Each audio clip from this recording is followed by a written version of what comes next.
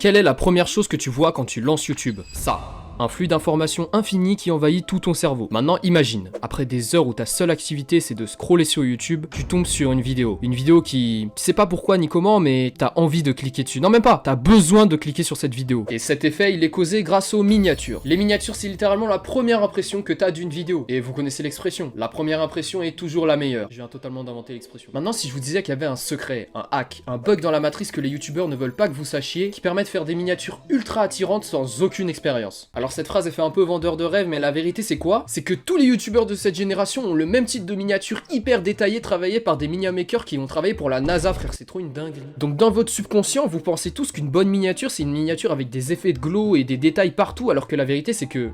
c'est faux. Mais ça, je détaille un peu plus mes propos en fin de vidéo, donc restez branchés. Faire des miniatures sur Photoshop, ça peut paraître giga flippant au premier abord. Le nombre de fonctionnalités sur l'application, le nombre d'onglets, on peut vite se perdre et avoir la tête à tous les étages. Mais ne vous inquiétez pas, car grâce à cette vidéo, vous allez apprendre à faire des miniatures hyper qualitatives avec seulement 3 éléments. Ouais, c'est mes docs du montage. Y en a pas 3, y en a que 2. Hein. Bon, déjà, je vous parle de Photoshop, mais la vérité, c'est que vous avez pas forcément besoin de Photoshop. Vous pouvez utiliser littéralement n'importe quelle application, hein, GIMP, Krita, même des sites internet. Durant cette vidéo, je vais utiliser Photoshop, mais ça marche littéralement avec n'importe quelle application. Donc d'abord on va créer un nouvel élément, hein, bien évidemment. Vous faites bien attention à ce que la largeur et la hauteur soient de 1920 et 1080 pixels. Sinon votre miniature va juste être étirée sur YouTube et ça va rendre très moche. On clique bien évidemment sur créer. Et la première chose que vous voyez c'est... ah ouais, faites pas attention à... Maintenant je vais vous donner 2 règles que vous devez absolument respecter pour faire une miniature efficace. Premièrement, pas plus de 3 éléments. Il faut que la miniature soit claire et précise. Faut pas qu'elle aille dans tous les sens avec des détails partout. Vous n'avez pas le niveau pour faire ce genre de choses. Seconde chose, vous ne devez pas passer plus d'1 heure sur une miniature. Il faut que votre idée soit bien claire et précise dans votre tête. Et une méthode que je vous conseille, c'est de faire un croquis de votre miniature. Si vous réussissez à dessiner votre miniature et qu'elle est claire, c'est qu'elle est bonne. Alors moi, mon idée personnellement, ce serait que ce serait un rectangle pour représenter la miniature. Une courbe qui désigne un peu vous voyez le succès sur YouTube, et sur le rectangle il y a écrit la miniature parfaite. Pas besoin de plus. Vous remarquez ici que on a respecté la règle des 3 éléments. Maintenant qu'on a toutes les règles et le croquis de notre miniature, on va suivre 3 étapes hyper simples pour faire une miniature efficace. Premièrement, le fond de la miniature. Il faut que ce soit un fond qui contraste avec l'élément principal, qui sera le deuxième élément. Donc moi par exemple, mon fond ce sera les analytiques YouTube, et j'ai quand même envie de détourer la courbe pour que je puisse mettre un glow. C'est ce que je vais faire maintenant. Donc pour détourer, personnellement j'utilise l'outil lasso, mais vous pouvez utiliser n'importe quoi, ça marche.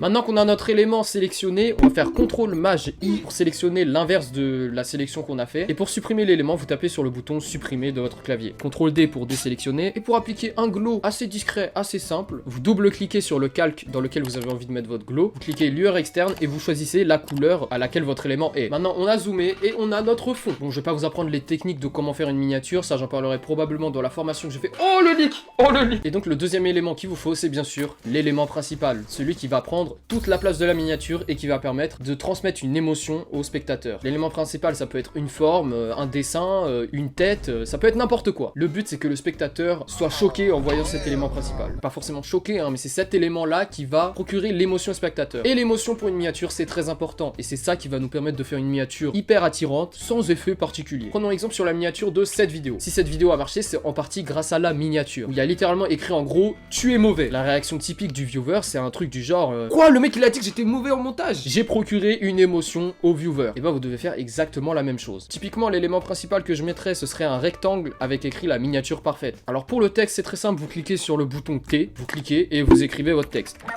Là vous remarquez que la taille du texte est extrêmement basse, ce qui est normal. Donc pour modifier la taille, vous cliquez sur CTRL T et vous draguez comme ça pour augmenter la taille. Au final j'aime pas trop l'idée du rectangle donc je vais l'enlever. Là vous remarquez que je me suis remis en question durant la création de la miniature et c'est tout à fait normal de se remettre en question. C'est littéralement la meilleure qualité. Si vous doutez de vous-même, vous irez plus loin que n'importe qui. Donc on sélectionne les 2 textes, on augmente un peu la taille. Je vais baisser l'opacité. Et là je trouve qu'on a une belle miniature qui inspire une émotion. La curiosité. Quoi, la miniature parfaite? Mais c'est quoi la miniature parfaite du coup? Je vais cliquer. C'est ça le plus important, c'est de procurer une émotion au spectateur. Et vous avez même pas besoin de beaucoup d'éléments. C'est limite mieux d'avoir moins d'éléments dans votre miniature pour que le spectateur soit troublé. Donc si vous devez retenir une phrase de cette vidéo, c'est moins c'est, mieux c'est. C'est entre guillemets la théorie de faire une miniature. Maintenant j'espère que vous allez avoir 1 million de vues. Pitié, je vous en supplie, et abonnez-vous.